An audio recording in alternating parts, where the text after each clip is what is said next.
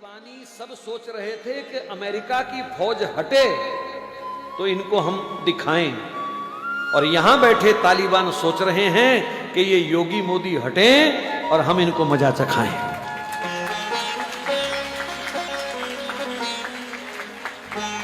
और अगर तुमने इनको खो दिया तो फिर अगले 50 साल तक, जब तक हमारी जिंदगी, मैंने इसलिए 50 बोला, जो बैठे हैं कोई 50 जिएगा, कोई 20 जिएगा, कोई 10 जिएगा, भगवान के हाथ है वो तो। सिवाय रोने के हमारे पास कुछ नहीं होगा, हाथ मल मल करके छाती पीटने के सिवाय हमारे पास कुछ नहीं होगा। मैं उनका पक्ष सिर्फ इसलिए लेता हूं कभी कभी क्योंकि इन्होंने हमारे धर्म की सेवा की है, इन्होंने निष्काम होकर के हमारे देश की सेवा की है। ये वंशवाद को लेकर के नहीं लड़ रहे, इन्होंने अपने बच्चों के नाम एफडीआं नहीं कराई हैं, इन्होंने कोई अपने 800 करोड़ के बंगले नहीं बनाए हैं, इन्होंने कोई इत्र की फैक्ट्रियां भी नहीं लगाई हैं। इनका जो कुछ है वो देश के लिए है, देश के हित में है। एक प्रधानमंत्री की मां और 10 बाई 10 के कमरे में रहती हो तो उस बंदे के तो चरण धो के पीने चाहिए हिंदू समाज को।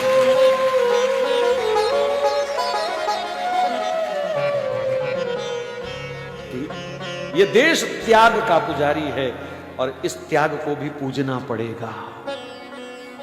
हो सकता है यहां कोई उनके विरोधी दल के बैठे हों, लेकिन अगर हिंदू हो तो फिर विरोध छोड़ दीजिए। बनता ही नहीं है विरोध करना भैया, किसी भी एंगल से विरोध बनता ही नहीं है। वर्तमान समय तो कहता है एकजुट होकर के आंख बंद करके समर्थन करो बस। जो मेरे देश के साथ खड़ा है, जो मेरे धर्म के साथ खड़ा है, जो रामकृष्ण के साथ खड़ा है, जो गाय माता के साथ खड़ा है, हमको उसी के साथ खड़े होना है, बस बात खत्म।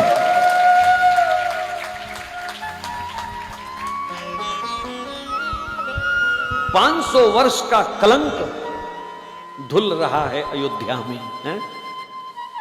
और फिर भी हम दूसरा कोई चिंतन दिमाग में लाएं तो ये बदकिस्मती के सिवाय और कुछ नहीं है। ये देश राम का है, ये परिवेश राम का है, और जो राम का सम्मान करे उनका सम्मान हमको करना ही चाहिए हर हालत में। कोई दूसरी राय नहीं है, बात खत्म। देश सुरक्षित है इन हाथों में और इन्हीं हाथों में रहना चाहिए, बात खत्म।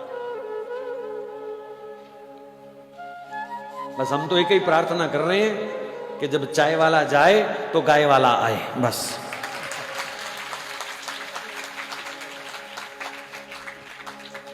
और कोई मंशा नहीं है, बस।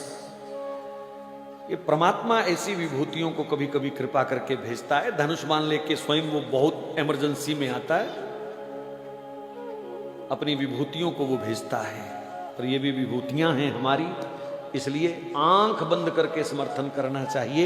ये मेरा आपको व्यक्तिगत सुझाव है, बस, और कुछ नहीं है। ये व्यक्तिगत सुझाव है। देश विदेश में बहुत लोग कथा को सुन रहे हैं, लाइव भी सुन रहे हैं, बाद में भी सुनेंगे। मैं सबको प्रार्थना कर रहा हूं कम से कम अपना हित पहचानने की आदत डाल लो अब।